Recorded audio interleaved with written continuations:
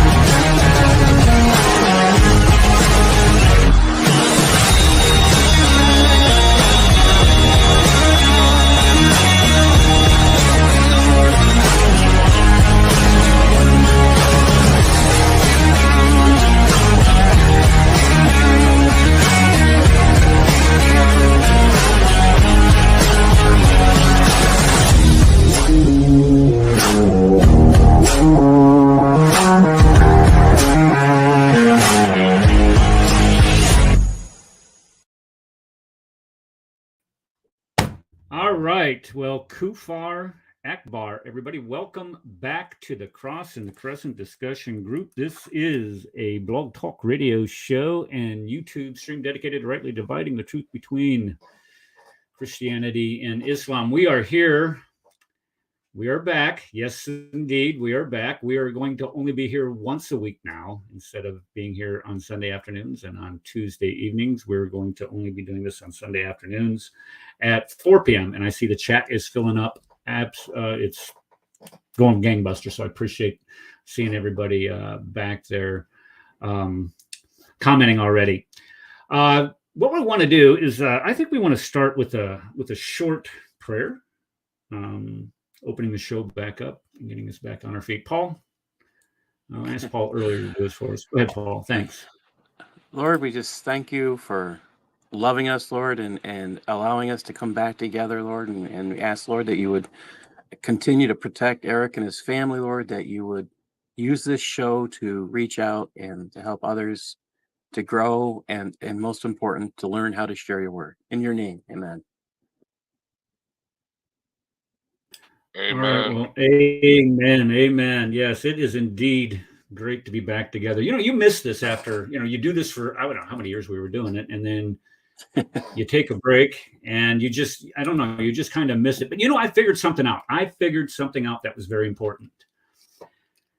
You cannot believe how much time you have on your hands if you're not doing a live stream 4 or 5 hours a week and having to prepare for it all the time. You can do all kinds of other things. And I have been up to some business here lately, and I've been having a good time doing it. But like what, Eric? Do tell us. What have you been up to? And wait, why did you take the break and the hiatus? What? I am at a loss. I don't understand what happened to the show. Tell all of our listeners. Crazy. I just one day just flipped a coin and said, "Hey, I'm just tired of these guys, and I'm gonna run out of here." I've been writing. I've been doing some writing. I've actually got a lot of counsel from Paul and Red on this, and I've been pretty busy especially the last couple weeks writing. And as a matter of fact, we're going to be looking at some of that today if we get to it. But I've been. It's therapeutic is what I think it is. It's almost as therapeutic as coming in here and having these discussions with one another, going back and forth. You'd be surprised how much you don't know when you start reading all these sources, and you're just like, well, wait a second. Why are they making this argument again? When their own people are saying the same exact thing that we're saying, and they're saying, oh, no, that's not true. It's crazy. Oops, The you hear- I just duality got a is Skype. the part that kills me. The duality, where they say one thing and then they say the exact opposite. It just blows my mind. Yeah, it's frustrating trying to carry on a conversation with somebody. Oh, speaking of conversations, what? I was just going to say, the problem is that you're using original Islamic sources. Those are clearly Islamophobic sources. You cannot use those sources.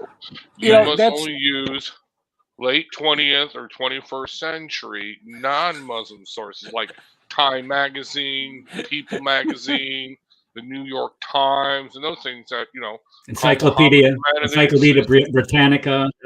Yeah, only those sources All those count. are. You can't use the Islamic. No, that's just a no. No. Well, what I don't put a lot of trust and faith in Wikipedia. So when you read something on Wikipedia, what I'll read what the person said, but I always go to the source that they cite and try to pull that up and see if what they're saying here is credible. And it's pretty amazing how accurate a lot of those sources are. Now, you do catch them sometimes trying to eisegete, if that's a proper word, trying to interpret something into a text or into a point. But for the most part, Wiki, I don't want to say they're 100%, but you can get some ideas from them anyway.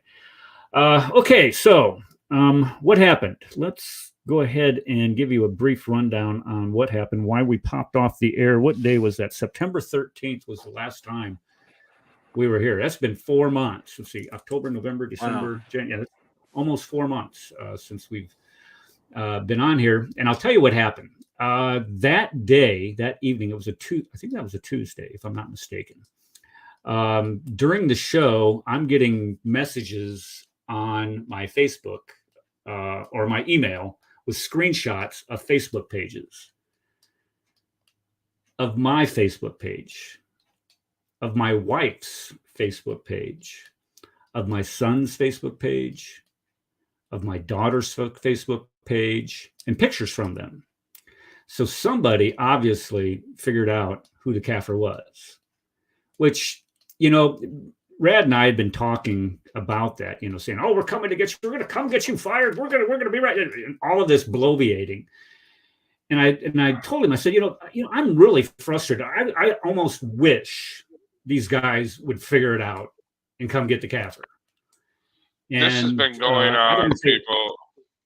If I could just chime in here real quick, people. This has been going on probably. I know it really started ramped up in September or October of 2020. That's when the threats really got graphic from Kenny and Marshall. Charles wasn't even in this scenario. But if you think back, it was going back way beyond there. They were constantly threatening on and off. They're going to show up, blah, blah, blah. We're going to get you. We're going to find you. Why don't you give us your real name? Tell us where you work because you're a coward if you don't. But you remember that? We can go through and find emails like that. But yeah, this has been an ongoing attack and threat of basically what do you call it? Extortion. Total and complete extortion. Unless you stop doing the show, we're going to find you and we're going to tell on you. We're going to tell your principal. And that sounds like Islam to me. Sounds like little kids in an elementary school classroom is what it sounds like. So and that's not even a high school thing. That's an elementary school. I could kill on you. So this has been going on for a while, and then finally, because we got to go back to this real quick. So finally, I'm like, you know what? Maybe we should look these dudes up and find out who they are. And we looked up Charles. No, not Charles at that point in time. We looked up Kenny and Marshall. I was like, whoa, are you kidding me? Okay, we found all the records, the police records, jail time, all that stuff. And then we were going to go public with it. And then, dude, this is the funniest thing. Right before we are going to do the live stream, Chris Claus was there and everything. We're going to do this. Eric gets a call from Sam Shimon. Sam Shimon is begging Eric, do not do the show because he got a call from Kenny, and Kenny is crying that he does not want this information to be made public. No, seriously. So we're like, okay, we're not going to do the show. That's a true statement. I wouldn't use the word crying, but he was he admitted. asking Sam to ask me. No, Kenny admitted it. I went on a show one time. No. I'm not saying that he didn't. No, Brad. I'm not saying he didn't make the phone call. I'm not saying he didn't make the phone call. What I'm saying is that I wouldn't categorize it as crying. But anyway. Complaining. Anyway, point being is this. So we said, okay, we're not. I made it clear. I said, anyone from your crew, your team, does this to Eric again, that's it. I'm gonna release it all. That's bottom line. I ain't playing around. And we were fine, weren't we? We were golden for almost 8, 9, 10 months, whatever it was. And then all of a sudden, it was a good while. I don't know. All of a sudden, out of the blue, out of nowhere, this nutcase Charles, who nobody knew who he was, okay, posting all kinds of Facebook groups, a picture of who he thought. And okay, so just in case you guys are listening out there where Eric really teaches, I do apologize to the principal. I do apologize to all you people that you had to suffer this harassment as well. But we did try to protect you because we actually told him he works someplace else in a different state, thousands of miles away in a different county, blah, blah. Now, I do feel sorry for those people too, but hey, they had nothing to do with it. Anyway, he posts this picture of this woman saying, call her. This is Eric Smith or whatever, the cafe. Call him and tell him that he must be removed as a school teacher or they will be fired, blah, blah, this huge threat. I'm like, who the hell is this dude? You know? So I just Googled his name because he has his middle initial in his Facebook page. Charles C. Doyle, former police department, fired, terminated for excessive force. He beat up some 15-year-old in the back of his squad car and then tried to cover it up and destroyed evidence. I'm like, and I asked him, I said, dude, are you Charles C. Doyle out of Macon, Georgia or whatever? And he's like, Dallas, Georgia? He's like, yeah, that's me. So what? I'm like, is this you? And he's like, yeah. How'd you get that information? I'm like, dude, I just Googled it. It's actually in People magazine of all places, I think, or Newsweek or something like that. Anyway, but yeah, no, it was. So blah, blah, blah, blah. And we told him, I said, that's it. Oh, and then when did we do the thing that you were fired or that you retired? Yeah, that bought us a year. That was fun. That was when,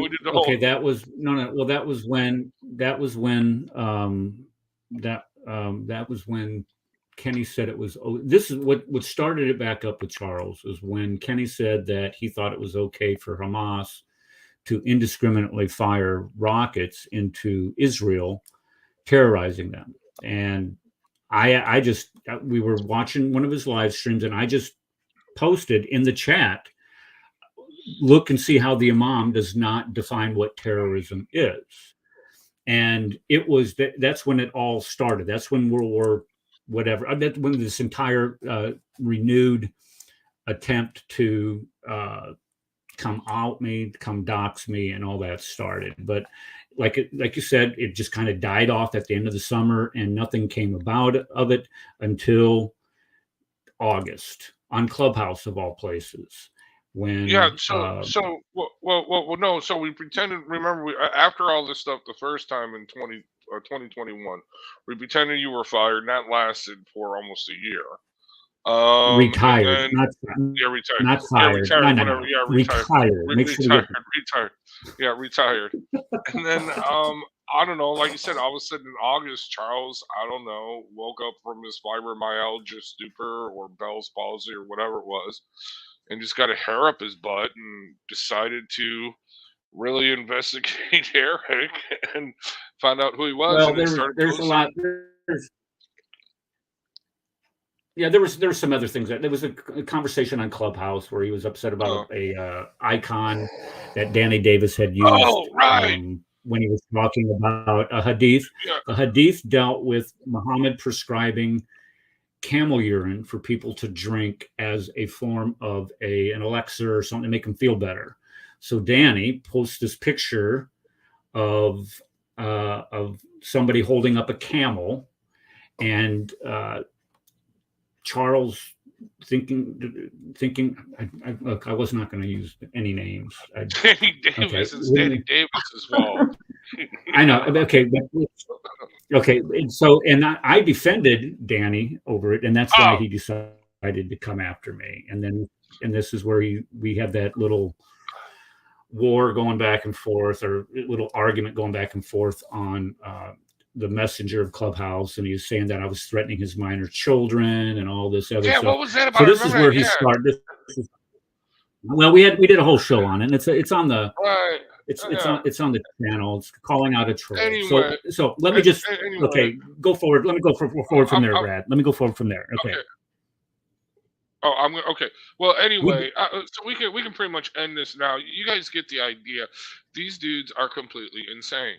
Okay, I mean seriously, they have no lives. They have nothing to do.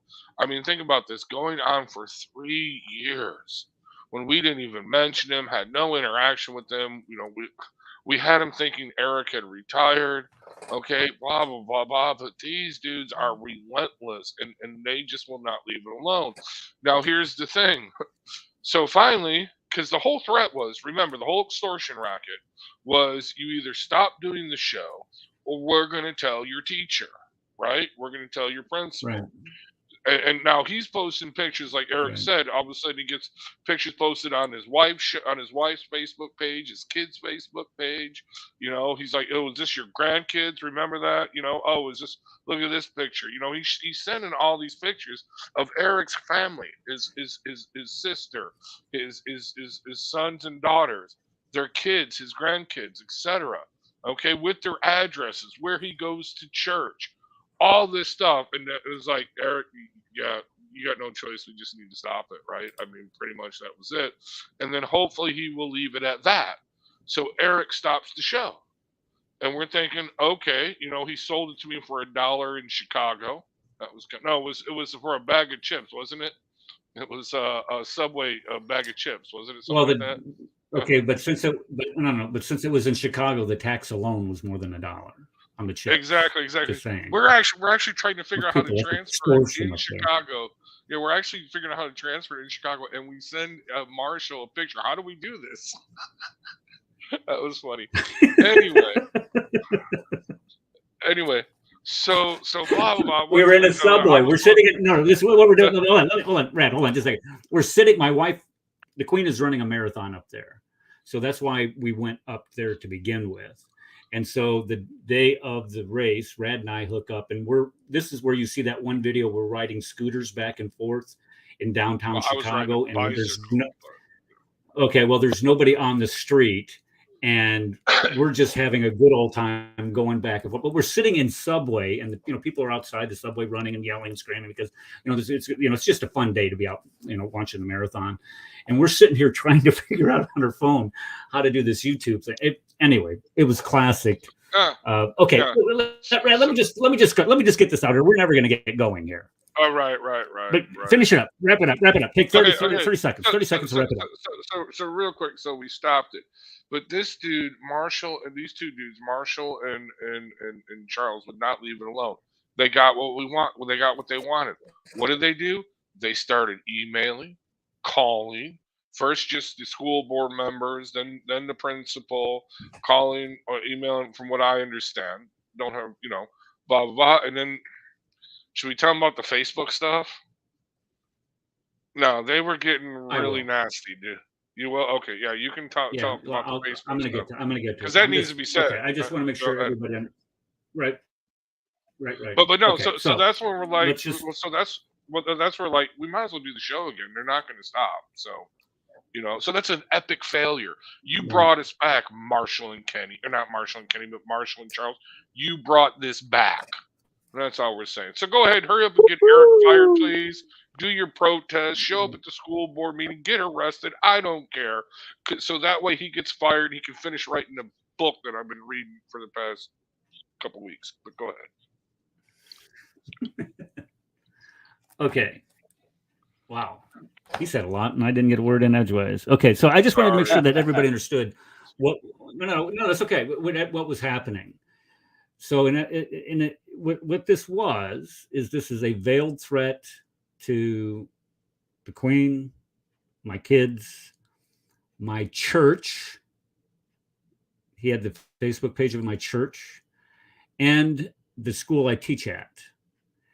And so this is when I went to all those alphabet soup agencies and said, look, this is what's going on. Is there anything that I can do? And we took a couple steps. They had provided some advice, and I'm not going to go into that. Let's see here. He's also emailed the school board, everybody in the school board in the district that I work at. Everybody got an email from him.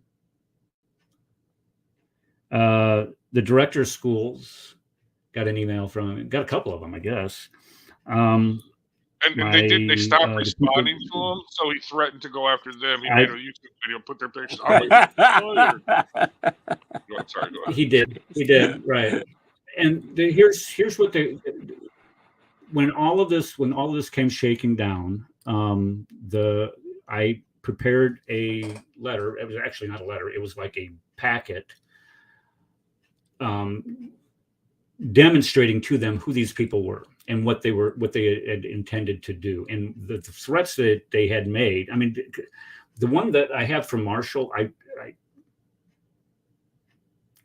the line of dawah is literally that thick. The number of emails that I printed up that he has sent me, and the one from the imam out of Houston is not quite that as thick, but it's pretty extensive also. And essentially all I did was I said, look, this is what these guys are doing, and this is why they are doing it. They disagree with my position on Islam. They believe that since I am a public school teacher, I do not have any right, and there must be some form of district policy out there that prohibits a public school teacher from providing a critique or a criticism of somebody's religious faith. And if they do that, I'm just telling you what their justification was.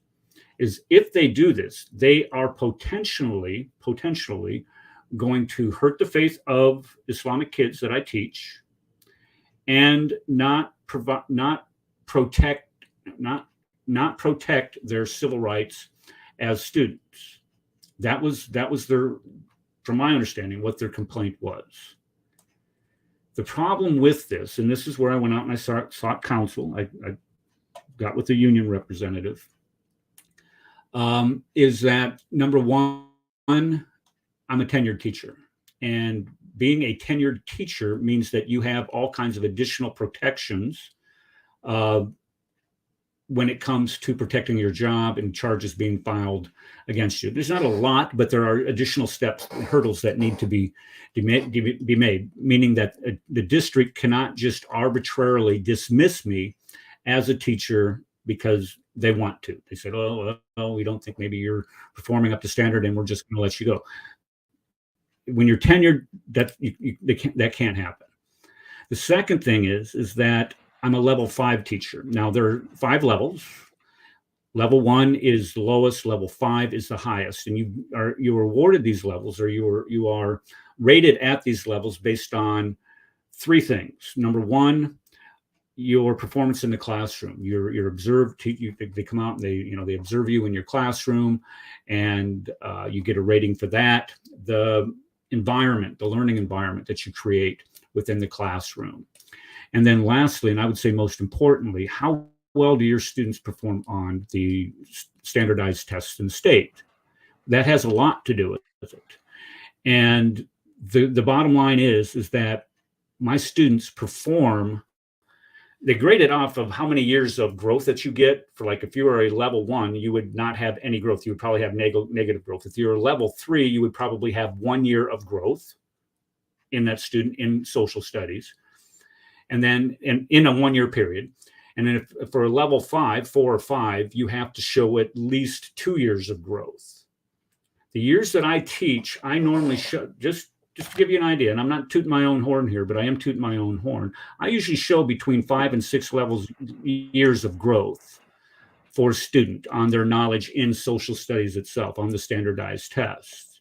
So I'm a very effective teacher. So that when we were talking to the union rep, he said, look, dude, you're tenured and you're very effective. And more importantly, these charges that they're leveling against you, you have to have evidence for this. They have to have some form of evidence demonstrating that you're doing these things that they're charging you with. You cannot stop somebody from speaking their mind on religious matters. This is not only a freedom of speech in the First Amendment, but it's also a freedom of religion from the First Amendment also. So that can't happen. So I'm like, oh, okay. So I really didn't worry about the job thing after that. But then again, you worry about the six. What about your back? What about the kids? What about the house? They know they have the home address, they have the home phone number, they have all these things. So I was concerned about that. My wife was most certainly concerned about it. My children were most certainly concerned about that. So that's what ultimately led to me stopping the show, is my concerns for the safety of my children, my family, not my job, and not me personally, but it was for them because they were very concerned.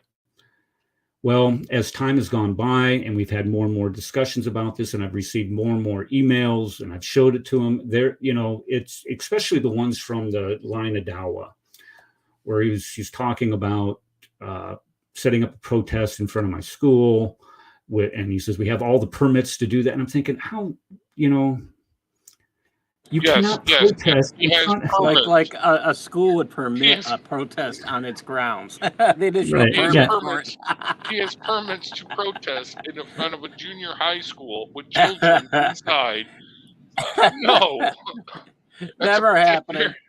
Well, wait, we forgot to mention. So all of a sudden, Charles is threatening to kill himself and go out with a bang. And no, seriously, he's threatening to kill himself. He's got to put things together. He's going to go out with a bang. Blah, blah. I actually called his old police department, and I called the sheriff's department, blah, blah, and reported. So it's documented.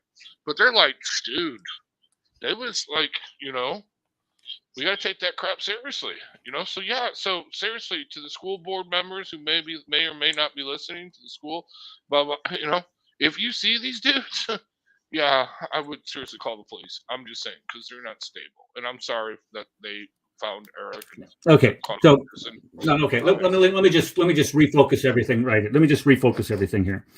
Okay, so what I decided to do is started to do the show. I decided to do the show again with a slightly different, and this is where we are never going to. I'm going to make a rule here. Are we all listening? Here's the rule: thou shalt never, ever, ever again utter the names of those three individuals on the show again. The nameless wonders. Agreed. And wait, I would just I don't want to have I don't want to have anything to do with those gentlemen again, ever again. If they email me, I'm just letting them know I'm going to delete it. If you have an issue with me, if you think that I am somehow violating a policy, a law, or anything from the school district, go tell the school district. I am not intimidated by your threats.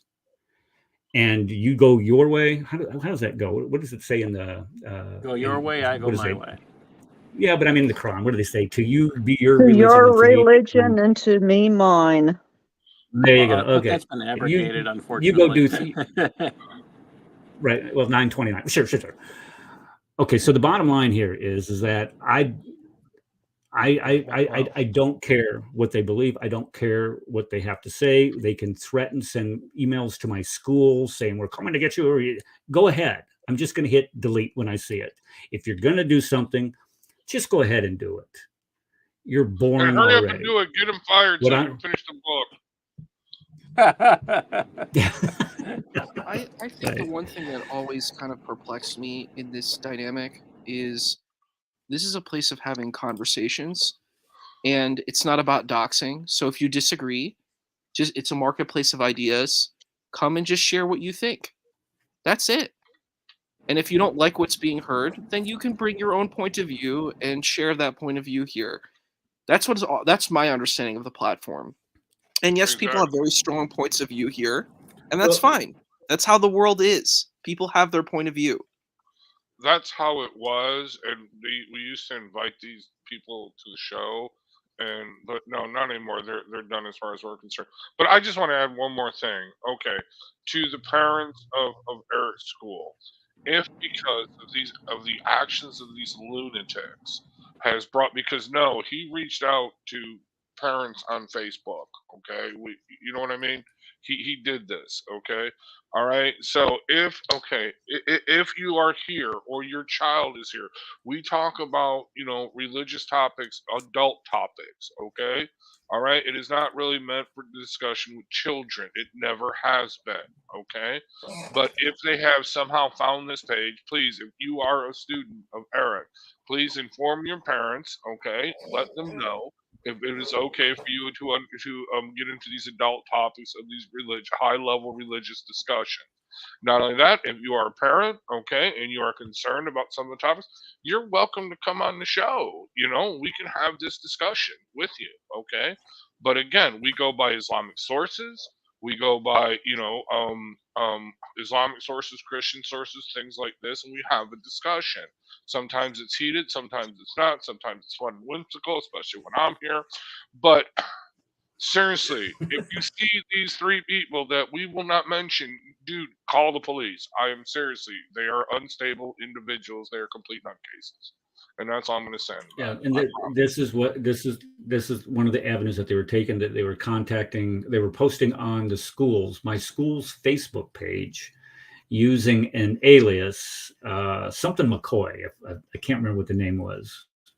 Roy McCoy or something Oh my stupid gosh, anyway. that's bad. And then linking that to a video that I had. So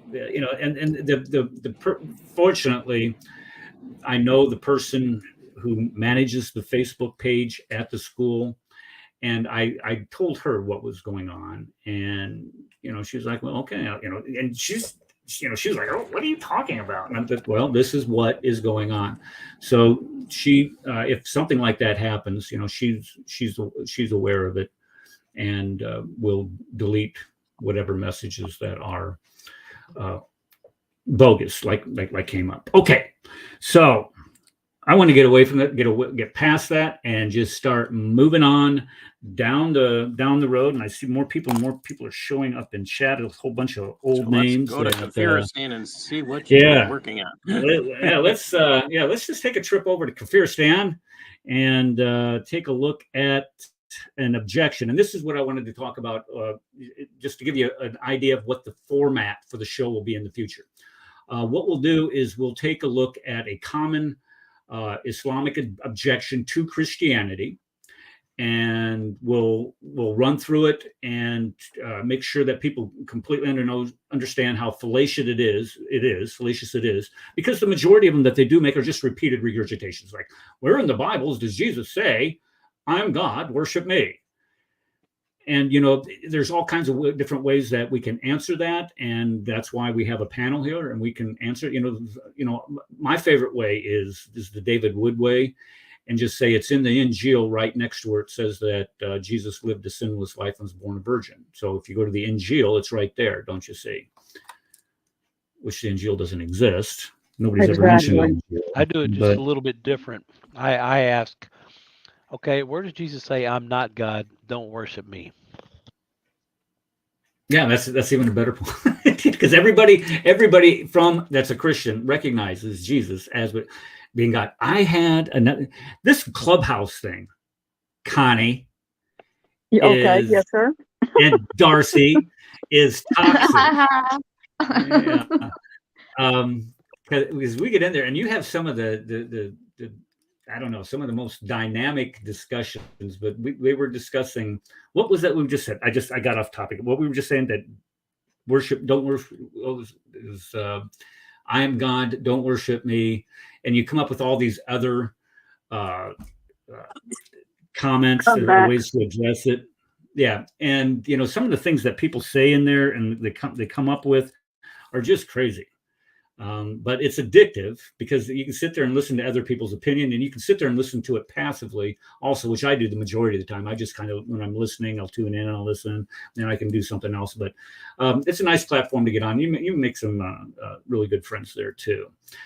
Okay, so handle common objections. And the second thing is to provide a polemic against whether it's the Quran, Muhammad, or one of the practices that we find in the Hadith, or things of that nature. So just kind of twofold, keep it simple, do an apologetic and do a polemic. And an apologetic, of course, we know is defending the Christian faith. So what I've done, just like I always do, is, and we've done this one, we did this one about a year, maybe a year and a half ago, I can't remember, but the common objections that we get for our faith, and I'm going to share my screen now. Let me see if I remember how to do this. Share cinema layout. Is that it? No, that's not it. Okay.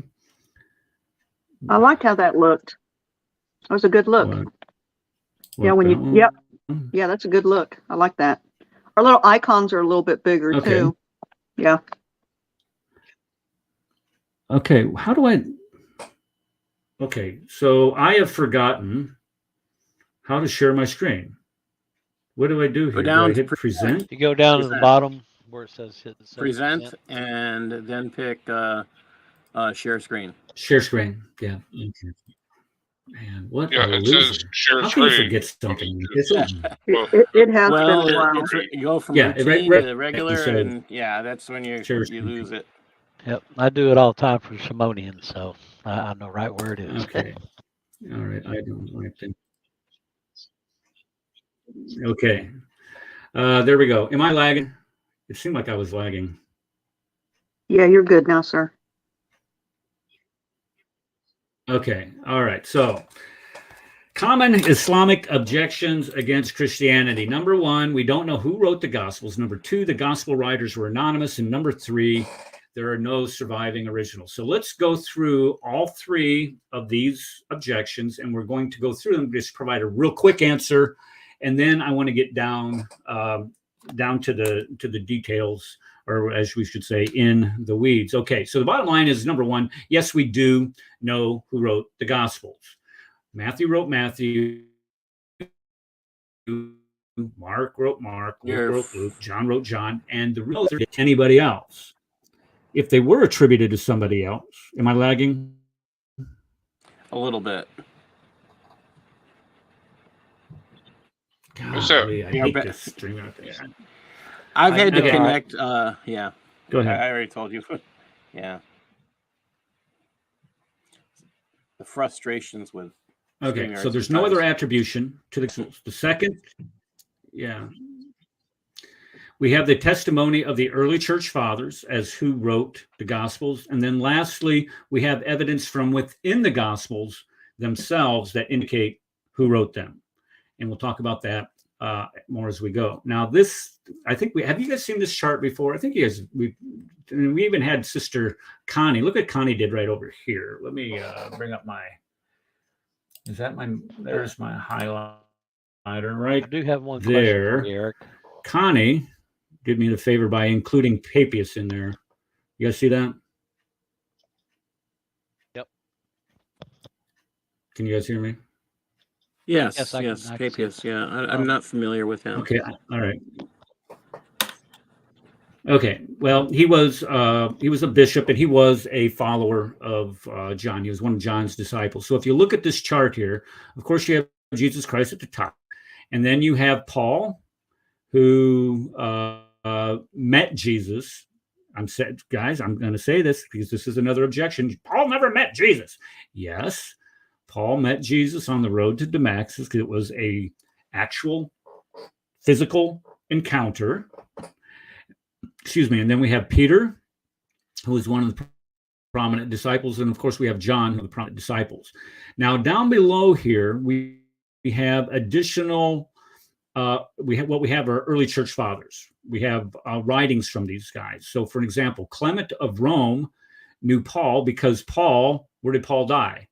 Well, Paul died when he was in Rome, when he was in prison in Rome. And Peter, do we know that Peter went to Rome? Yes, we do. Peter went to Rome too. So Clement also knew Peter and was aware of what their teachings were. And Clement, at the death of Paul and Peter, became the bishop of the church in Rome. Now, John is more prolific. John has a disciple, Polycarp. Polycarp wrote prolifically about what John had taught him. He also had another disciple by the name of Ignatius. Ignatius wrote prolifically about him. And then also Papias. Now, the thing with Papias is none of his writings survive. None of his original writings survive. However, we know what he wrote, or at least much of it, by what we find in the writings of other church fathers that quoted him. For example, Eusebius quotes him extensively. He wrote a large volume set of sayings of Christ. So John taught three main people here who in turn passed that knowledge on to additional people. For example, Polycarp passed on what he knew to Irenaeus. Irenaeus passed on what he knew to Hippolytus. Hippolytus had other people that we can't fit on this chart here, but Irenaeus also passed it on to Justin Martyr. Justin Martyr passed his on to Tatian.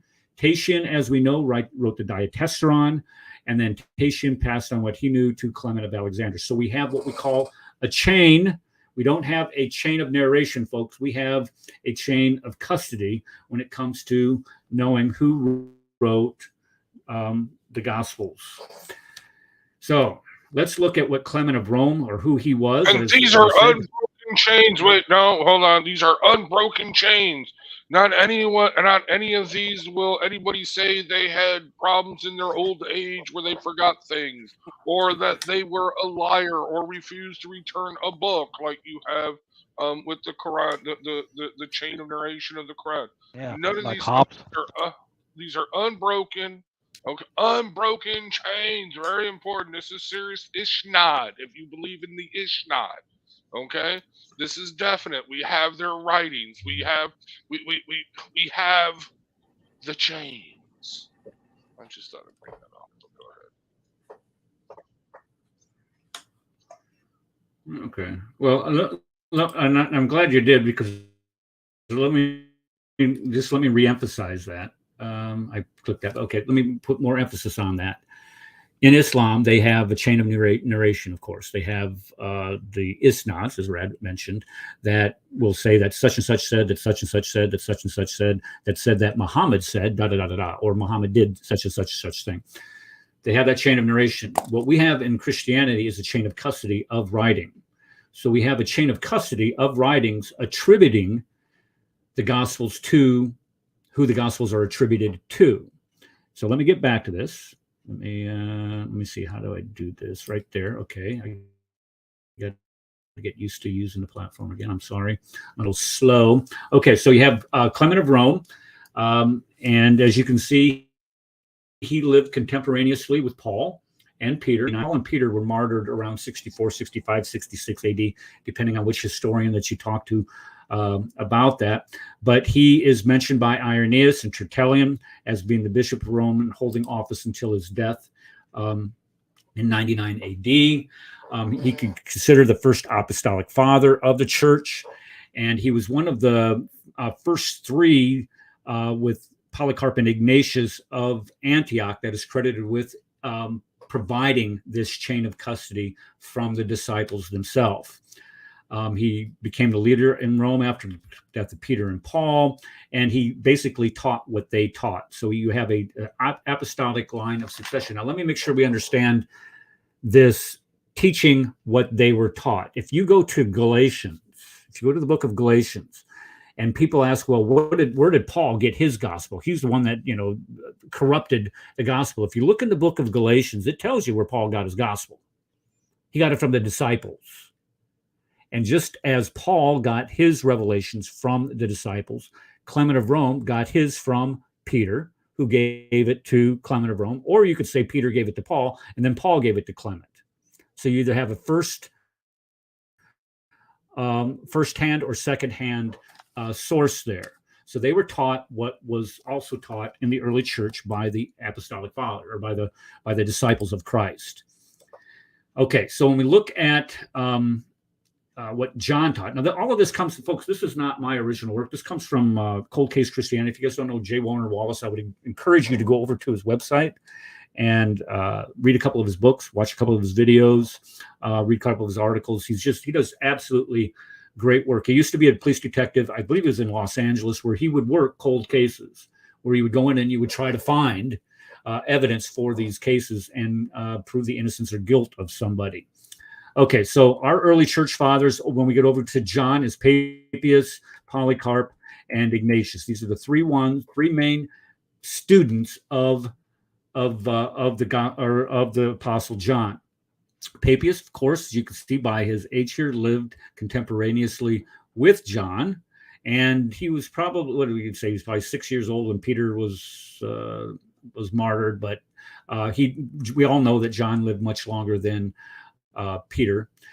He was a hearer of John. Is credited to be called a hearer of John. He's a companion of Polycarp. He became the bishop of Hierapolis in what is now in Turkey, and he was familiar with the oral testimonies of the early accounts of Christ.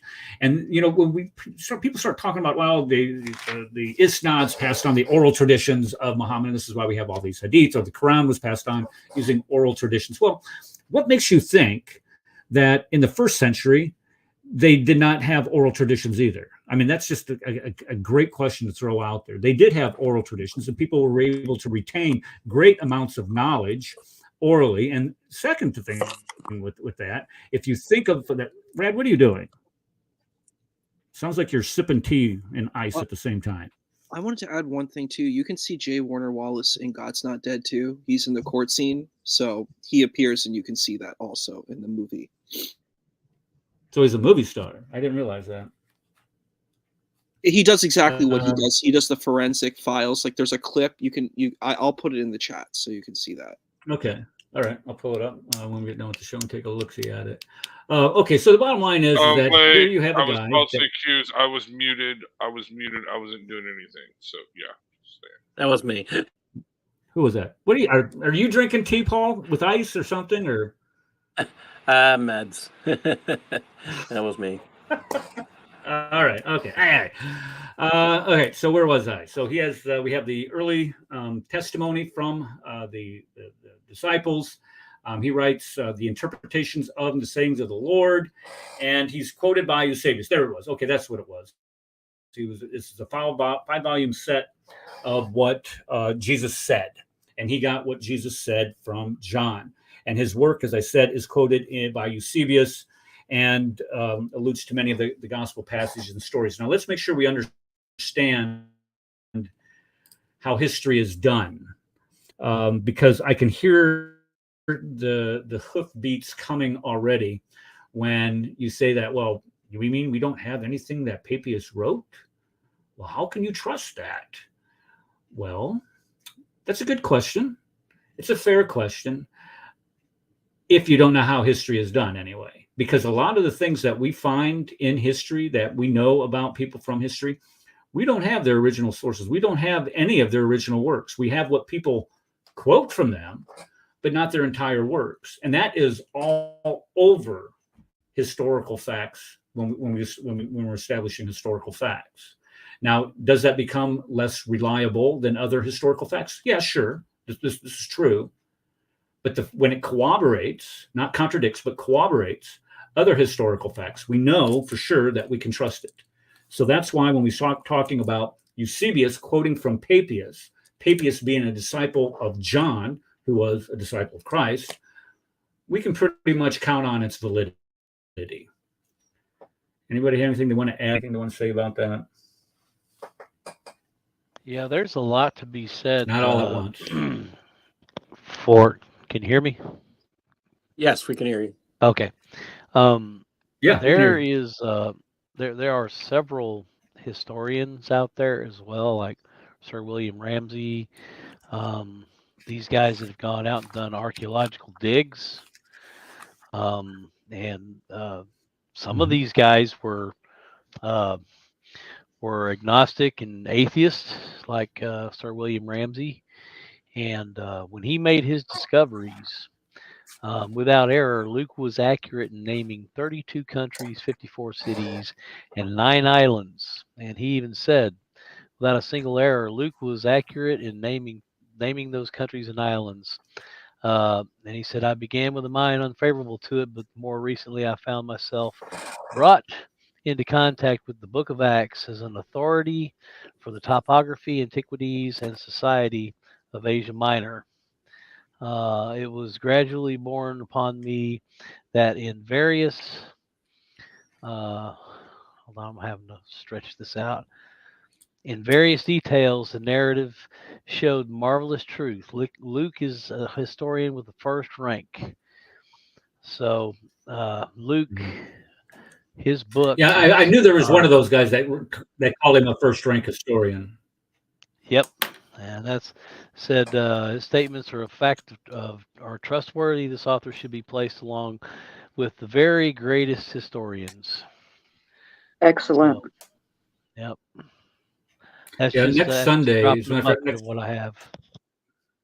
yeah, well, next Sunday, which in my Sunday school class that I teach at church, we're going to start the Book of Acts, and we just spent like 2 years on the Book of Romans. I mean, it's just, but there's so much there. So I'm hoping it's going to go a little bit faster with the Book of Acts. But when we start talking about Luke and his accuracy that he described, I'm thinking it's probably going to take quite a while also. And it's always fun. It's always, I'm just going to tell you, it's always funner.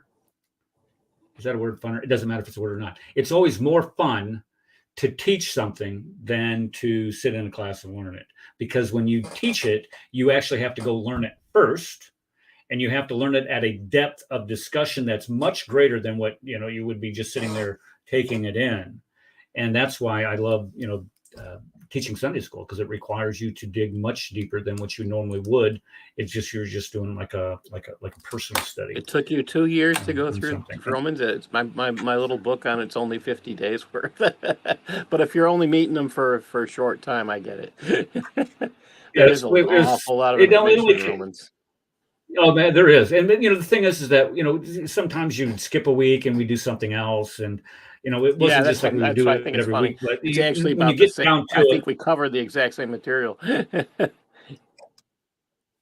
Yeah. And the thing is that we would go, you're generally, by the time it's all said and done, classes are 45 minutes. And of those 45 minutes, we're having discussions so you're only getting like 30 minutes of instruction in anyway. But anyway, yeah, I'm looking forward to going through Acts and the Acts of the apostles after the death of Christ. All right. Anybody have anything else that they wanted to add to that? Chat. We haven't had anything in chat. I think the big thing when you're looking at the Gospels is you have to. Isn't it saying in Galatians that Paul got the Gospel directly from Jesus? Yeah, that's in Galatians. No, not from Jesus. No, from the apostles. It's in chapter 2. From the apostles, yeah. I was. And plus, what I was going to say is it does what we it's find in 1 Corinthians 15. Okay, when you find the Gospels when they disagree, it actually provides more evidence that they are accurate. A policeman, when they find people that agree, will usually find a coordinated story. It's a plan. It's a scam. And they'll talk about that. When you find when you actually go and interview people and they want to know, okay, what car hit that person? Somebody's going to say it's black, someone's going to say it's blue, somebody else might have a slightly different color. And that tells you that the story is true, and that tells you what most likely the color of the car is. Again, if you're an experienced forensic type person, people who experienced in criminalistics, you learn those things. And it's interesting when you start going down that road, what you discover. Mm-hmm. Yeah, Paul, if you notice, he never returns as a horse. I don't know what that means. That's a crazy name. But anyway, look at the last word he uses in his comment there. Historist. You and that word. That word, he never returned as a horse. It begins like with a donkey, yeah, it's something that the Islamic say or something like that. I just wanted to add really quickly, because you mentioned Justin Martyr. If you ever read Justin Martyr's works, he clearly talks about Jesus' incarnate of the divine logos. He is the incarnation of the divine word. He talks about celebrating the Eucharist, or and administering baptism in the name of the Father, Son, and the Spirit. In the dialogue with Trypho, I believe, Yes. he discusses that, well, he is God. He calls, you know what I mean? No, and Polycarp the same way. All these early church fathers, they all declaim the divinity of Christ in one way or another. Okay, they all declaim. Well, I think it's Justin Martyr, maybe it's Polycarp. He says that we do rightly worship Him, the Father, in the first place, and the Son in the second, and His Holy Spirit in the third. Oh, I'd love to see that. Send You that know to what me, I mean? Rad. It I'll have to is find it. I don't know if it's continually in the Polycarp or church Excellent. fathers. There is Was that? never a doubt. You're right. You're exactly on target. It is never ever once in doubt that Jesus is God. And the Yes. Muslim claim that it's something Paul created. Okay, so if that's something Paul created, why did Peter say it? Why did John say it? Why did all the church fathers say it? If it's something Paul created? They're not taking his word for granted. They're taking these are the people who knew Jesus that are sharing this information. So yeah, Yeah. you And then can they read want to Matthew, jump Mark, and Luke to and see it.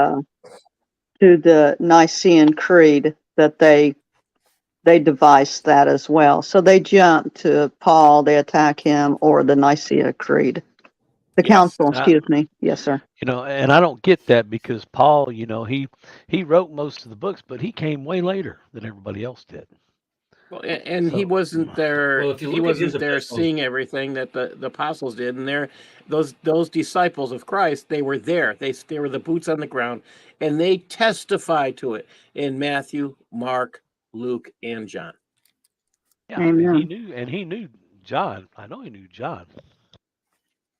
Paul knew Peter too. well, He Paul knew. I rebuked would say him. Paul knew yeah, he the knew Peter, vast he knew majority James. of them.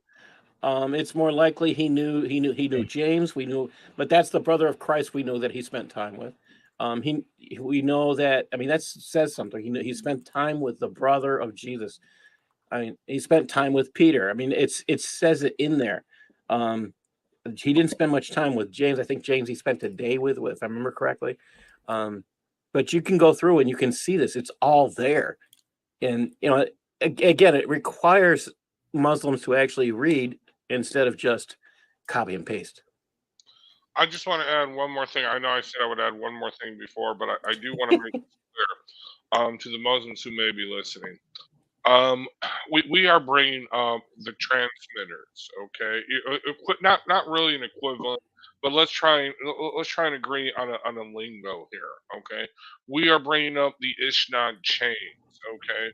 Well, although we don't believe in that kind of crap, but this is what you guys believe.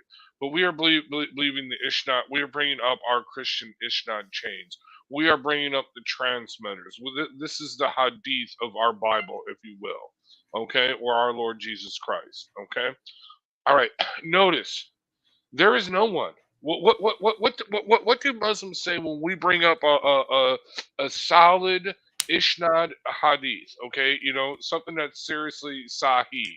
Okay, and we bring it up from Bukhari, Muslim, or any of the other sources, and they don't like it. They say, "Oh well, the chain of transmission. One of the narrators in that chain later in old age, he had a problem with his thinking, so we can't trust Yeah, that." Well, he's that's not the for new real. Daif. You know what I mean? That's not naive. We can't trust that. Okay, nobody is saying this. Show me one a person, one Christian scholar that says, Justin Martyr, he's naive. He had problem in his old age, so we can't trust what he says. Later on, 2 millennia later. No, okay, this is solid. Okay, this is as solid as it gets. Okay, and here we have them very clearly in each one of their writings defending, well, first of all, the crucifixion of Christ, second, the deity of Christ, and a proto Trinitarian doctrine. Okay? Nobody, like, for instance, your Quran, your Hafs Quran, everything comes from Hafs. Nobody's saying of Justin Martyr, Polycarp, Ignatius, or any of the others saying, well, this is, he stole a book from me. He borrowed a book from me and never returned it. He can't be trusted. Or He took one of my books and published it in his name. He can't be trusted. Okay, that's what your Muslim scholars say of Hobbes, the one that gave you your Quran. We don't say that Right. about these people. Okay, do you see what I'm saying? Okay, and Their with chains that, are not. Their their cha- chains are not Sahih. yeah, That's what you're telling us. so your chains are all of your chains, unless you agree with it. But if you disagree with it, then they're broken. Here we have nobody is saying the things about these early transmitters or these early recorders. Okay, however you want to put it. Here's the deal: Jesus Christ is Lord. He died on the cross and he rose from the dead on the third day. This is what all of them are saying. None of them saying your Islamic version that nobody knows about. Anyway, I'm sorry. Continue on, please. And Jesus did all that for our salvation and justification. Thank you. And for their justification and salvation. Thank you, Connie. Am I lagging when I'm talking, or is that just Not me? It's not on my end? consistently. Because I'm getting Yeah, it sounds okay. It's not consistent. All right. I Yeah. wish my connection was What better, what but browser what browser are you using, Eric?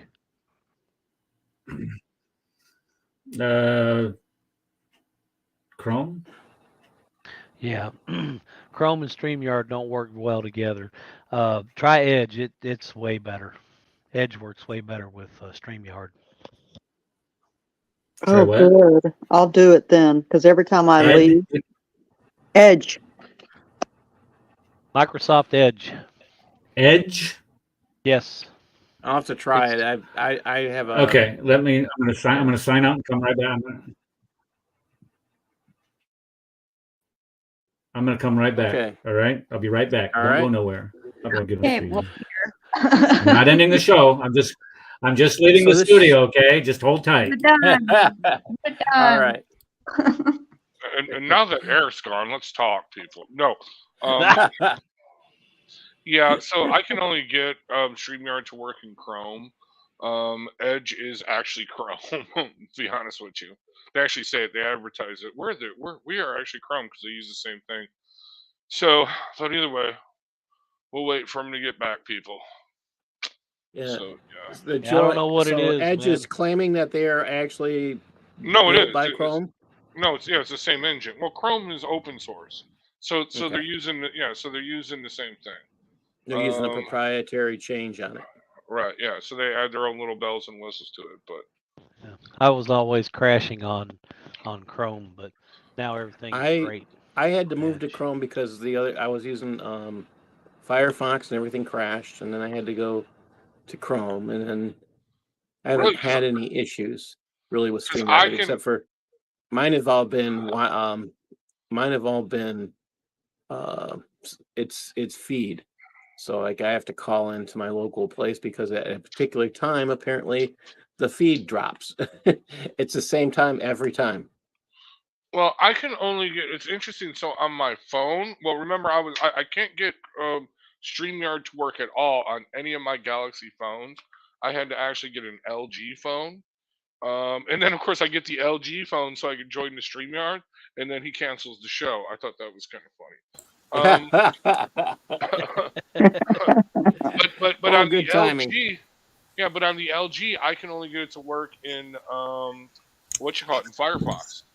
I Yeah, can't get it to for work those in Chrome. unfamiliar with what we're talking about, is that we broadcast through StreamYard to the destinations like YouTube and Facebook.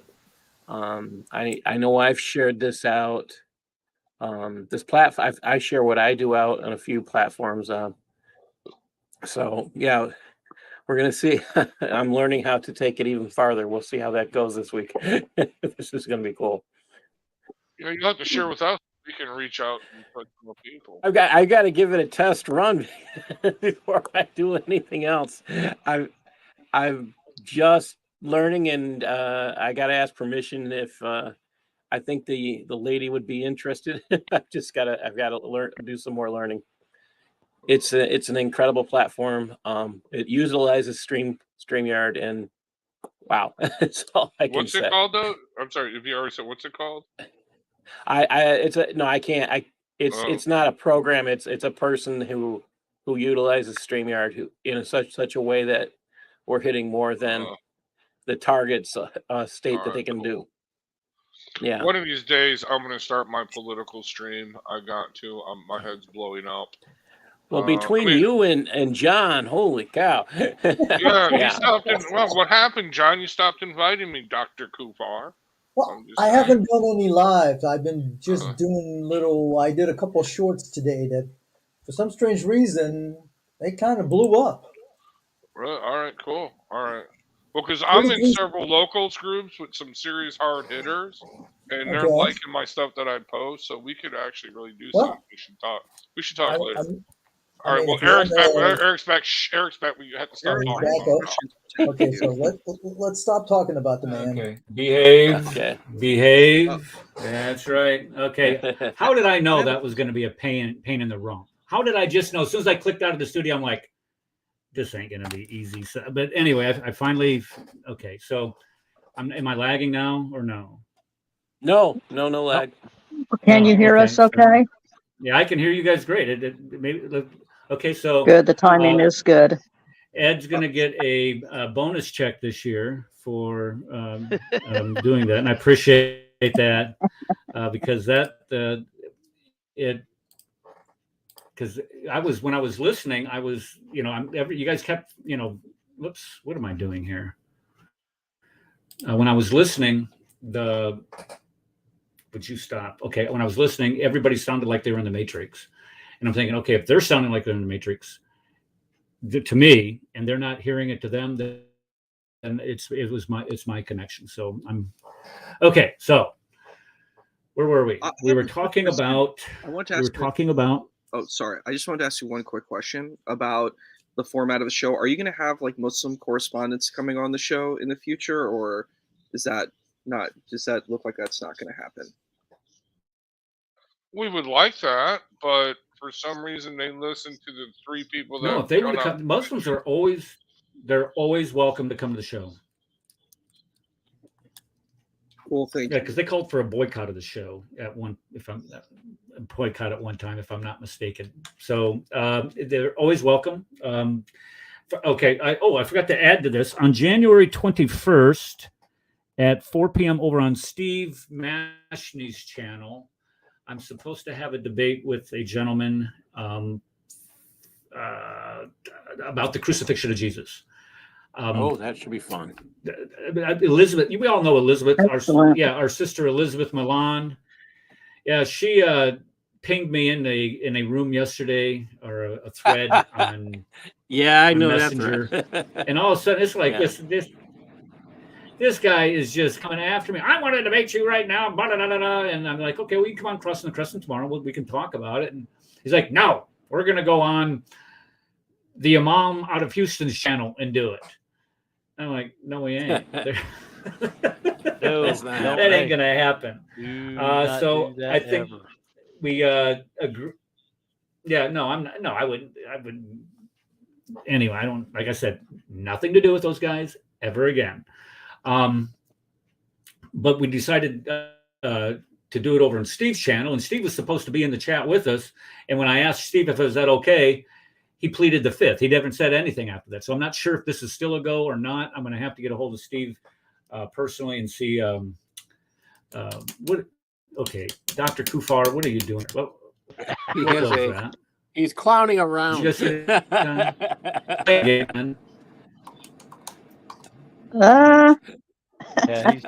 he's showing it's Muhammad right now. That's Governor Newsom. Let's go back to what we were talking about.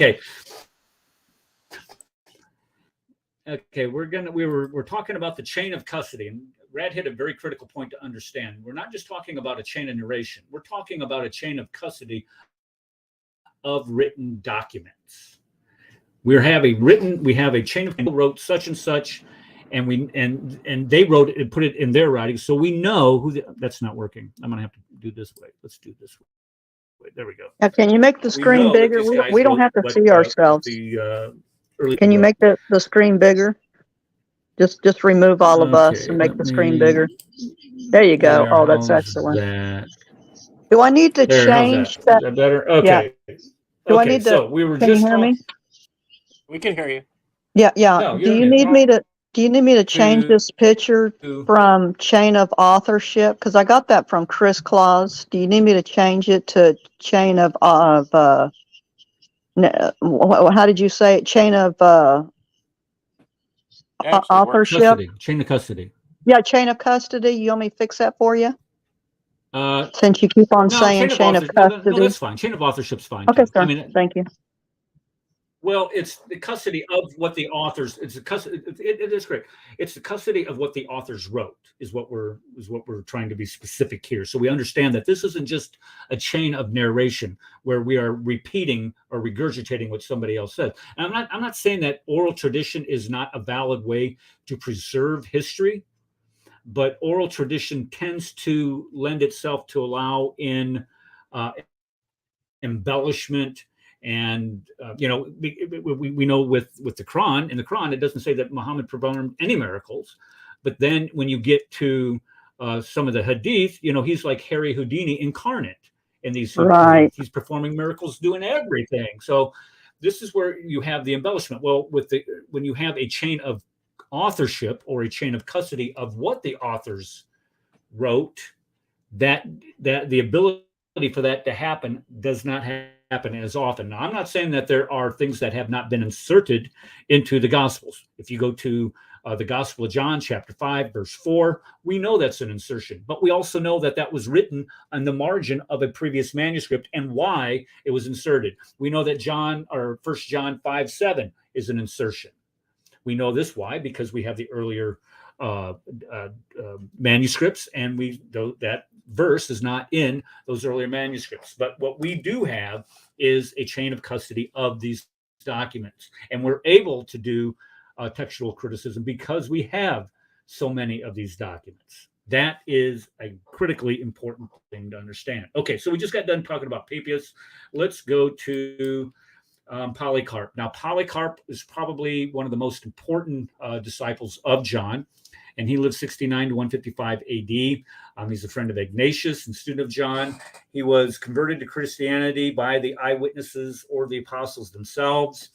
He becomes the bishop of Smyrna, which is in Turkey today. And we know that he wrote a letter to the Philippians that references 14. Listen to this. Polycarp, disciple of John, references 14 books from the New Testament to include Matthew, Luke, and John. Polycarp, an eyewitness to an eyewitness, references Matthew, Luke, and John. That is critically important. But also look at what else he references. He references other books attributed to the man who supposedly corrupted Christianity. When this is what's so ridiculous about this. I just want to make sure that we understand this. This is what's so absolutely insane about this. You are going to say that Polycarp, who was a student of John, knew what John taught, knew what John saw, because John told him himself. And you're going to try to say that Polycarp is citing books that he knew were corrupted by Paul. Is that really the argument that you want? Is that the ground that you really want to stand on? And the quick answer is yes, because we hear it. And this is one of the most oft-repeated arguments. As a matter of fact, the first debate I ever did was on this topic, were the Gospels corrupted? It was with that I can't even remember his name now. It was the Afghani guy. I can't remember his name. It's not just a couple years ago. Okay, let's get back to what we're. But they still can't bring us the originals. That's the funny part. Where are the originals, guys? If our Bible is corrupt, originals of what? Ed? What were you saying? The originals of what? Of their Quran. The originals of the Bible. No, right. The originals of the Bible. If our Bible is if our Bible's corrupt, where are the originals that you're comparing to? Right. Well, Eric. Well, if I would go so far as to say, if they're saying our Bible is corrupt, can you show us where in the Quran it says they're corrupt? I think that's more important to actually go there, because the Quran actually says to trust the original. Well, they always quote 275 to 279. Yeah, But and that's Yeah, totally lame. That's lame because I heard they're missing part of it. I heard a Muslim talk to a younger Muslim, and he pulled up 547 for let the people of the gospel judge by their end. And so he says, so those writings were already done. So anything that it may say that they wrote the scriptures with their own hands, he says, we already had those writings. So that cannot be talking about the Torah or the gospel. This was a older Muslim correcting a younger Muslim. And I made a video on it. Thank you. Oh, and also, Eric, DL just did a teaching, and I made a video on it. And he was showing the Quranic verses and showing that what we had in the 7th century, that the Quran is confirming the copies that we had of the Torah and the Gospels. So they can't go there either. This is actually one of my favorite subjects. I think it's really interesting because theologically you face a huge issue if you say that the texts are corrupted. If the texts are corrupted, that means that basically God cannot be all powerful. It would mean that God would have to be weak if God allows for God's texts to be corrupted. And it's just, I don't know. I think it's a really bad theological hole to go down. I think a better position for a person who has difficulty with these texts would be say, well, God, like Muslim scholars used to take the position of Allahu Alam, meaning God knows, I don't know. I think that would be a stronger position than this position. I think it's a very, very weak position to say it's been corrupted. And I think that Ed makes a very valid argument where he says, well, where are the texts? Like if the text is corrupted, then there must be a true manuscript somewhere. Where would it be? And wouldn't it be known? Like why would it be hidden? And I think people say, well, the Gospel of Barnabas is true. And I'm like, well, that's one text that exists. And, and then the Nag Hammadi texts, people will go to that. But I'm like, those are texts that exist. But I mean, to try to say, well, that's the true text that was hidden in some jars, I don't know. I think that's a very fallacious claim.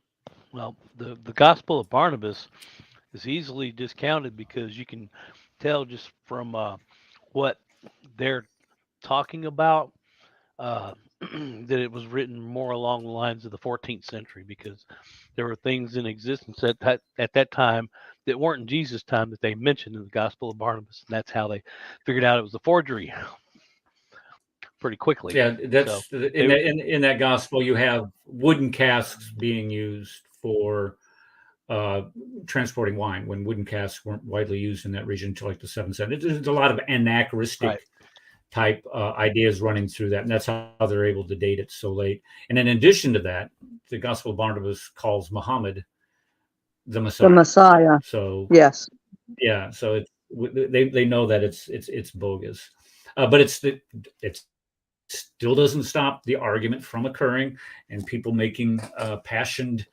impassioned defenses of it, but it's bogus. We all know it. And a lot of those things that you guys are citing, what they're doing is they're hold on, just let me finish this. They're saying what's crazy. They're citing known heretical sources to support their true theology. Don't you think if you're citing a heretical source to support your position, that your position just might be heretical also? That's exactly. the problem. Well, that's how I was. Go ahead, Rad. I'll go after you. Go ahead, Rad. I was just going to correct you on that, Eric. No, they're citing heretical sources to support their heretical position. But yeah, like you said, though, wouldn't that make your point heretical? But no. So here's the Muslim argument that I've always heard when we ask them for the original Injil. They say, one, we destroyed it. We being Christians. Why would we do that, for one? Or they say the Jews destroyed it. Okay. But number two, then they say, well, no, Allah is protecting the Injil with himself. Well, a lot of good that Injil does If he couldn't protect it on earth like he protected your noble Quran, right? Then what good is it doing? You know what I mean? So their argument is fallacious. It's circular. It's completely ridiculous, and it relies honestly anything from their own sources that they disagree with, they just reject because, well, to put it in one person's words, oh, you weren't there, so how do we know? You know what I mean? You weren't there. None of us were there. So how do we know this is true? Wow. Okay. And as he stated, all I got to do is just have reasonable doubt. So you're sowing reasonable doubt in your own Islamic sources, and that somehow is proof of your Islamic sources? Seriously, it's just kind of pathetic. I mean, but yeah. Anyway, let's get back to our true truth, our scripture, our evidence that we do not dispute.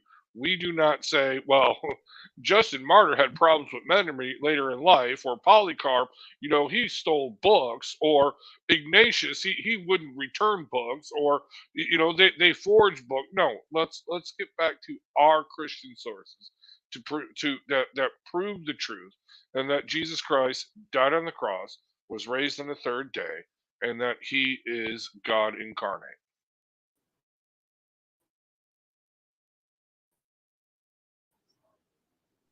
We can't hear you, Eric. Okay, so let's bring this back up here. Discuss Papias.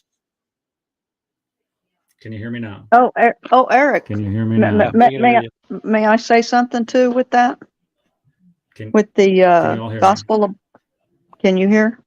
No, woman, go sit yourself in the corner. I gotta. Yeah, can you hear, Eric? Okay. Yeah, Eric, about that gospel of Barnabas. Okay, there's a Muslim. Can you hear us? Can you guys hear me? Can you hear? Yes, we can hear you. Can you hear me, Eric? Okay, I can hear you guys. I can hear you, but this is frustrating. Wow. Yeah, I can hear you, Connie. I'm just. Well, just go ahead with your frustrated teaching, right now man. I can pass that over. With the comms and the casa. You might have to do what I was saying, get a nice long cord. I think you just froze. We can't hear Finish you up right this now. for. Yeah, Eric, you're gonna have to go out and come back in because you're freezing on us.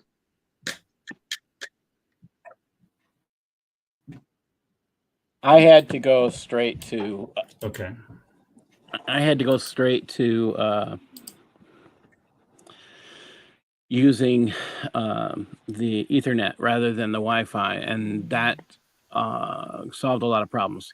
The only problem is when I'm on the air and I do this, there is a reset of at least the area at 11:30 p.m. And when I'm working with Usama Dakdak at that time, I'm on the air at that point, and that's not cool. It's like the entire area they shut. I mean, it's like about a minute, maybe it's probably under a minute, but it interrupts the show entirely. So, I thought a hard connect was understood. Yeah, it's that would work better for him. Yeah, that would work better for him. I just use straight Ethernet when I'm home now, so it makes a big difference. Yeah, you have to. I mean, you can't do this without it. Yeah. That's what it came down to for me. I switched. I was using my Ethernet to my Wi-Fi, and that doesn't work either. So I had to go straight to the just bypass the Wi-Fi and go straight there. Get on the umbilical cord again, huh? Well, you know what? The truth is, this is that much faster. It is. Wi-Fi is just not as direct, and it's funny. It's funny we talk about things like this, but and it's just like I look at it this way: you go straight to the source. Exactly. I mean, you want to go straight to the source. Why do you go to other things? And I talk to kids all the time about the importance of getting information from the horse's mouth. And I'm looking at that name. He never returns as a horse. I keep thinking that's somebody as really involved in reincarnation or something like that. But I heard another comment, so I was like, well, yeah, someone was saying it was something think he said it's something CP says or something. Yeah, he comes as a donkey and never returns as a horse. Are we talking about that flying ass? I'm sorry. Probably so. Yeah. Yeah, but that was a discussion today with a former Muslim. He's a former Muslim that I know was just like, we were talking about that creature that flew that Muhammad rode, and I named him, the flying ass named Barack, right? And it just hit him. It just dawned on him. Like he hadn't even connected it. I think Sapphire Campbell would like something. Sorry, what? What's her? I think Sapphire Campbell has something she wants to share. Go ahead, Sapphire. Darcy, go ahead. We've already gone past that point, so I'm just going to keep quiet. Go ahead and say it since we're waiting, because I wanted to say something too. Go ahead, Darce. I'll go after you. Okay, I'm just going to kind of continue. Oh, here's Eric. I'm going to continue what Issa was saying. Okay, please don't interrupt. I'm going to continue what Issa was speaking about, that the claim that the gospel is corrupted. Well, basically, yeah, they're saying that claim is saying people are stronger than God. I mean, it can't be any other way. So there's. I like his pull on that. I think that's. I don't think you can claim that Allah can preserve His word. I think you're 100% accurate. I don't think you can claim Allah can preserve His word. Yes, they're throwing him under the bus. Yeah. So what did Issa say? I didn't hear what Issa said. Well, he was saying that you can't. If Muslims want to argue that the Bible is not preserved, then they can't argue the Quran is preserved. Right. Well, yeah, I agree with that 100%. And the reason why is because the Quran refers to the Bible, saying that the book that was at 7:157 says the book that you have in your hands. Well, we know exactly what the Bible looked like in the 7th century because we have Bibles that we have copies that we know what they look exactly. like. Copies. So it's validating our copies. Yeah, the Santiaticus, Alexandrinus, exactly. Vaticanus, all of those predate Islam by centuries. So we know. Yep. Yeah, that would be a good show to make. Like. So yeah, that'd be a good show. And can I say what I was going to say about the Gospel of Barnabas? There's a Muslim man. I don't recall his name, but I found him on the internet, and he says, that there's no way that this is in any true gospel of so-called of Barnabas. Even a Muslim man says, and he goes some of the historicity, the so-called historicity of it, and says no way. And it's dated from like Rad said, the 14th to the 15th century. So yeah, thank you. I was writing last night on Haman, the character Haman. We all know Haman from the Book of Esther, who was bent on. He was a servant of the Haman, Peter. Okay. All right. So we know. All right. So we know Haman from the Book of Esther, and this is like 470 BC, something like that. But amazingly enough, we have the same joker dealing with Pharaoh and Moses 1,000 years earlier. And so when we look at the name, now Issa, I'm gonna put you on the spot here. You know that this Haman itself is a Hebrew name, or is that a Babylonian name? Well, I mean, that's the Hebrew form. That's the way that they pronounce it. It's like Esther is actually Ishtar. Did you know that? Like, it's actually, her name is really Hadassah.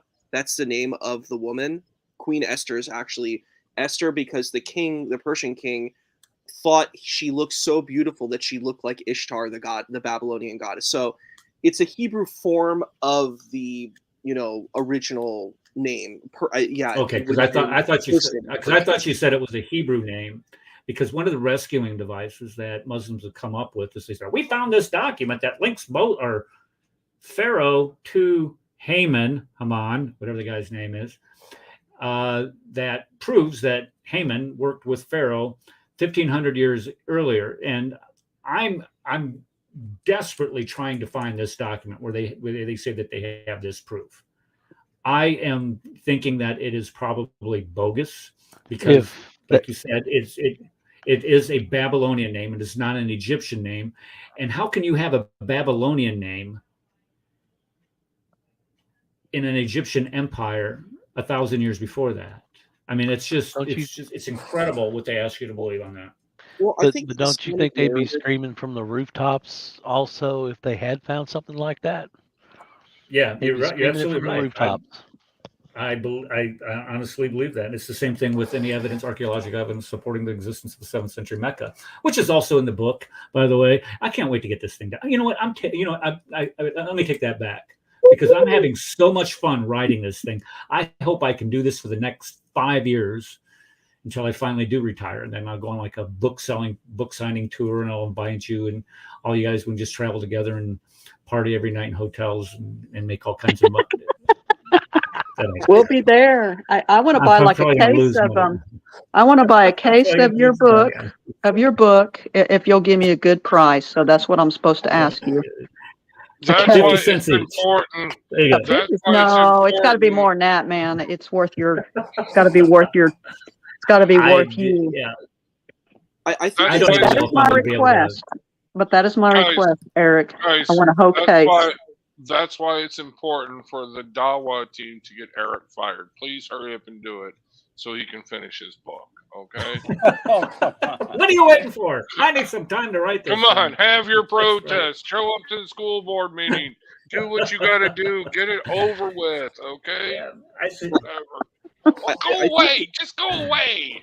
Leave us alone. Okay, I want to give a shout out to a couple of people in chat. Of course, Emmanuel. It's good to see Emmanuel. Hold on. Let me finish giving the shout out real quick. Issa, I know let you talk. And then of course our brother Dominic. I don't know why Dominic, was he sick or something? He's not. That's why he didn't come tonight. He said he's not feeling well. Not feeling well. Or better. Okay, and our sister Dragon's here, of course, and she does updates on our Skype chain every day, and they're just so edifying, the things that she sends. And I appreciate you doing that, sister.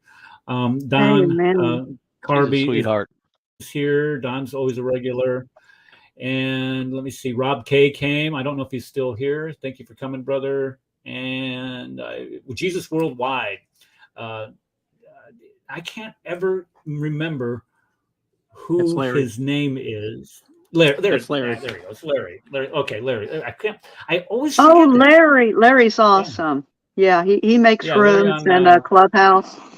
This man. Let me tell you just 2 sentences about this guy. He asks great questions that kind of pulls out the blessing that is in people to teach, and to share. He's awesome. Thank you. Yeah, he is. He really is. And then we got Carmel is here, and of course, Babyface Rants. I know who that is. It's there. Okay, so I think I got everybody in chat. Thank you so much, guys, for coming. We appreciate your support and coming back and visiting us on the channel. If you guys ever want a link to come on in, just let me know. I'll send it your way. All right. So let's go ahead and get back to what we were talking about.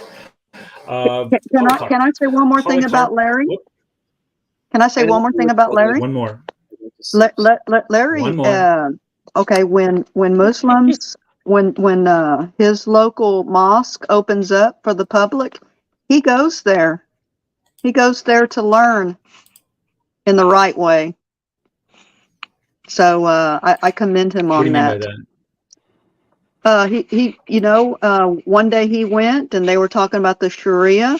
So he asked him about it, and so he's really gleaning a lot of information, about what they do and everything and what they think about things about the Sharia and Islam in general. So, yeah, thank you. So the thing. Okay. Can you guys? Am I lagging? Do You're you fine. mind? I hope I'm Do you not mind if I lagging. share Okay, one yeah. quick thing? Go ahead, Isa. So the thing that I wanted to share is about, you had asked a question and you're like, well, can we find historical proof? And I think it's a very difficult situation because I would say, let's say I'm going to argue for an Islamic point of view. I think the Islamic point of view can really only be more of a spiritual one as opposed to a historical one. It's very, very different than the Tanakh and the New Testament because these texts are a lot more like focused on a historical narrative. There's a beginning, there's a middle, there's an end, there's a narrative that's going on in these texts. The Quran doesn't really have that. And I actually did a comparative analysis. I did the analysis of the prophet Joseph in the Quranic interpretation, and I did the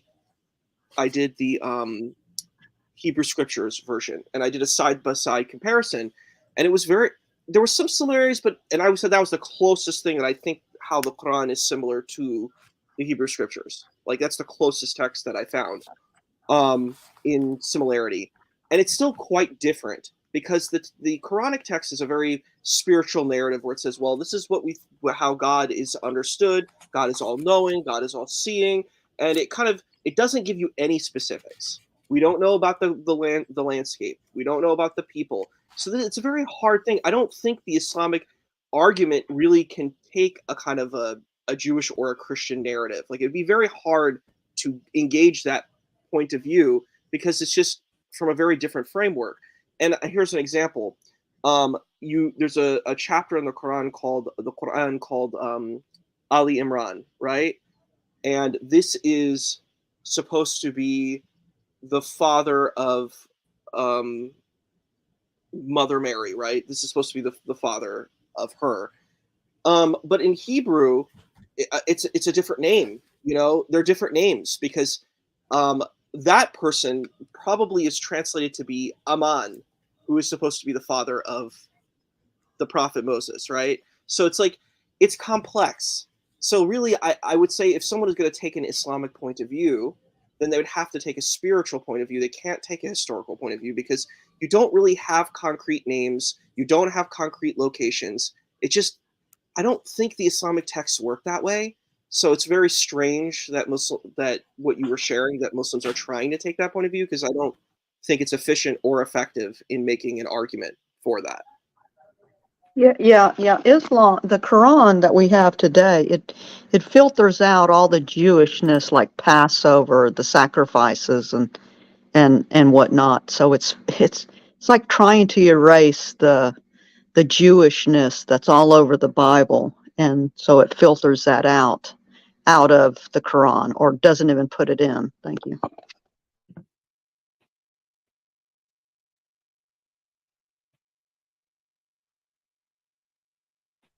Eric, you're on mute. You're mute. You're on mute. You got to unmute yourself. Eric, you got to turn your mic on. There you go. Okay, all right. I was going to say, okay, I'm saying I really hate doing this, but I am lagging, and I'm only hearing like 1 out of 5 words that you guys are saying. I've gone out, I've reset the router, and what I'm basically, what I'm basically going to have to do is I'm going to have to move the router, because I went and I checked anyway. I got to improve my comms. You're gonna have to do what I did in order to do this. I don't know what's changed in the last 4 months. I don't know what's changed in the last 4 months, but yeah, it's probably the. I do know that I can't hook into. I don't know. Maybe somebody sent me a virus. Something in StreamYard. I will tell you, it's something in StreamYard. It takes more bandwidth, I think, at this point, and that's the reason why. Because it's the only thing that makes sense to me. Because that's the same issue with me. Yeah, turn off everything on your computer other than your Edge. And it's not your CPU usage; it's your bandwidth. It's your bandwidth. Oh, I see, sir. Thank you. Yeah. Can I ask you a question? Are you using VPN? You're frozen. She's asking you, Eric. And he froze. Oh, yeah. I had a lot of problems when I was using VPN, and finally I just discontinued it. And that's why I was asking. It's a good question. Later, I'm gonna I'll remote into Eric's stuff and we'll do some network testing. Yeah, fix it, Rad. Fix it. But either way,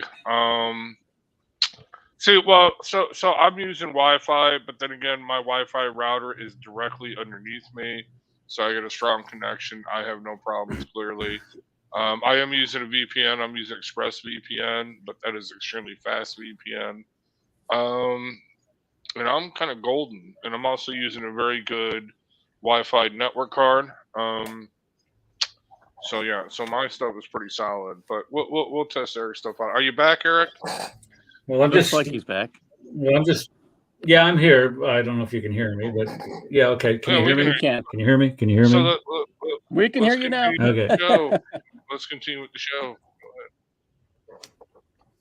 Yeah, keep on teaching. Okay. Okay. Well, I tell you what I'll do. I'm just going to finish up Polycarp, Ignatius, and call it a day. Somebody's pulling in the driveway. Okay, so let's put Polycarp back up here. You see Polycarp. Okay, so the last thing I wanted to show here was that his letter shows that the early text, the text of Matthew, Luke, John, Acts, Romans, all of these early texts were in wide distribution. They were already spreading throughout the empire and the region, in the eastern part of the empire anyway. So when he starts mentioning these texts, we can see how early the attestation is for them. So again, we've talked about Papias, we've talked about Clement of Rome, we've talked about Polycarp. Now let's go ahead and look at Ignatius. Again, Ignatius knew Peter, and Ignatius also knew John. Ignatius was more contemporaneous than most of them anyway, because he was born in 35 AD. Again, student of John, he became the bishop in Antioch. He wrote several important letters to the early church, and we have 7 of them that still survive today. And again, look at what he says here. These letters are important because they demonstrate the New Testament documents that we've referred to were already written and familiar to the early Christians. So he quoted. Now look at what he does here. He quotes from Matthew, John, and Luke. So the only one that he didn't quote from was from Peter's gospel in the Gospel of Mark. That's the only one he doesn't quote from. And the reason why I'm thinking is because Mark was written in Rome, and Ignatius was in the eastern part of the Roman Empire. He never went to Rome, so he was not subjected to it that early anyway. But again, here you have another chain of custody of these people going back to the early church fathers. Now, let me just do one more.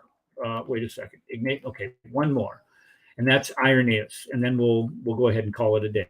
Irenaeus is a student of Polycarp. Now, look what Irenaeus, he knows all 3 of these jokers. So they all teach him. He's born in Smyrna, where Ignatius was, or Polycarp was, I'm sorry. He was a hearer of Polycarp, and he was basically repeating what Polycarp taught him. So if Polycarp's getting it from John and Irenaeus is repeating what from Polycarp, basically what Polycarp doing is he's repeating what Jesus said. Because John got it from Jesus, Polycarp got it from John, and Irenaeus is getting it from Polycarp. And he writes an important work it's called Against Heresies. And this is where we look at, oh my goodness, this is so important. This is mind-blowing right here. This is why we know these Gnostic sources that existed in the late 2nd century. This is where we know of them, because Irenaeus by Polycarp knew orthodoxy already. He was already taught in church orthodoxy. So when you start having Gnostic sources coming up and trying to refute what the gospel message was at that time, here you have, again, a direct chain of custody, demonstrating that what orthodoxy was, because he had received it. Because when we look at the Gnosticism, when we look at the apocryphal writings, we know that those are not following a chain of custody. They may have heard, but they're not following the orthodox teachings of the church itself. Let me just finish up Irenaeus here, and then we'll call it a night.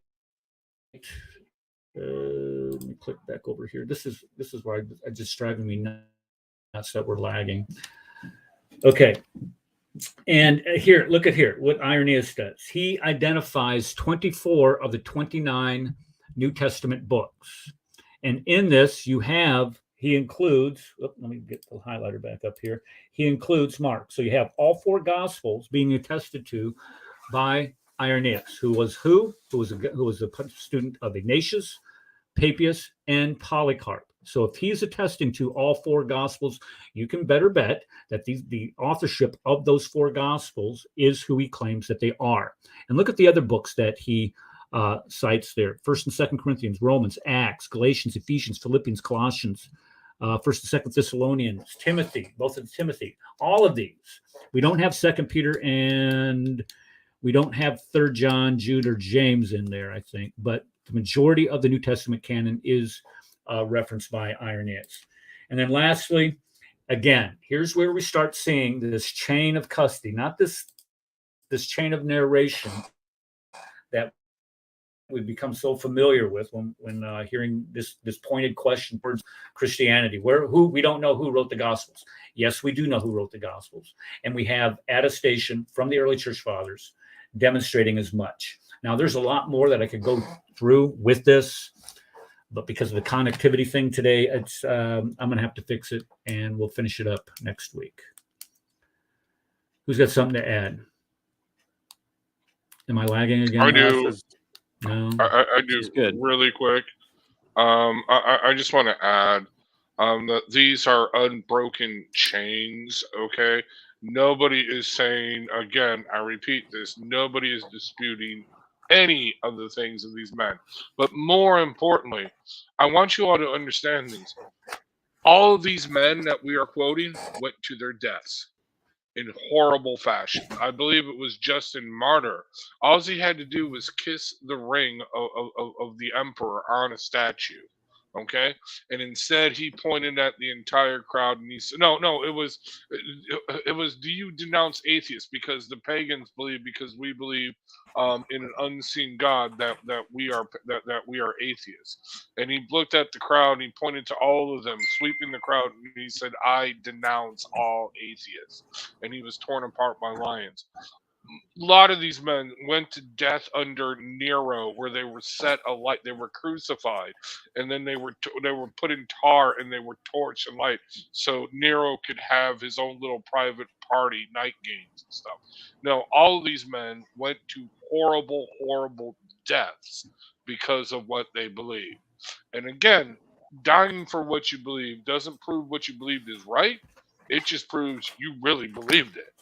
You know what I mean? Where none of the Gnostics, all the Gnostics, they gave it up. They did not go to their deaths. All these Gnostic sources that Muslims quote, none of them went to their deaths. Okay? Come on. They all gave it up and said, "Yeah, well, we were kind of only joking about that part." You know? But no, seriously. So I'm sorry, Muslims, if you are listening, seriously, repent and come to Christ. Anyway, one other thing. One other thing is that the Bible has gone through major textual criticisms. It has done this for quite a long time. And guess what?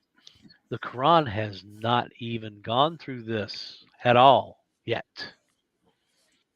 And it's starting to happen. And they're already starting to find problems with it. And there are a lot of folks getting up in arms about it. They don't want it to happen. Why is that, Muslims? Why don't you want your Quran going through textual criticisms? Yeah, fact checks.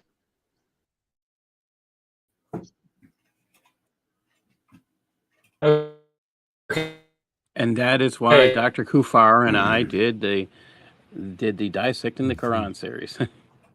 Amen. Can you hear us, Eric? Can you hear us, Eric? Okay, can you hear me? Can you hear me? Can you hear us? Yeah, I can hear you now. Okay. I'm cutting the show, guys. I can hear you. Yes, I can hear. Okay, so I'm cutting the show.